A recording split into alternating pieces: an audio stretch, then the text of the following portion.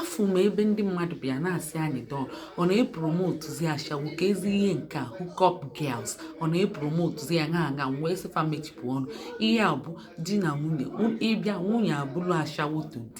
di abụkwalụ personal customer to nwunye di ayara adị na-agba n'ilo na-agagharị ịghọtago di ịpụta iwere gift nye nwunye gị igotelie ụmụ ihe a na-adị seksi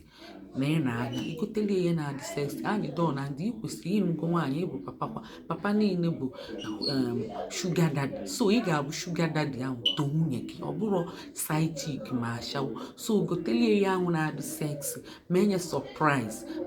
gotelie surprise gift igotelie surprise gift ifu na ọ ga-abụkwa ya personal ashawo ịbụkwa personal customer so di na nwunye mmemme unu encourage unu pụta gbaba egwu ahụ andị gote gift dị mma ka inye nwunye gị ka o nwee ike gbalị gị egwu ilukwe n'ime abalị ọ gbakwalụ gị awantịrị ịghọtago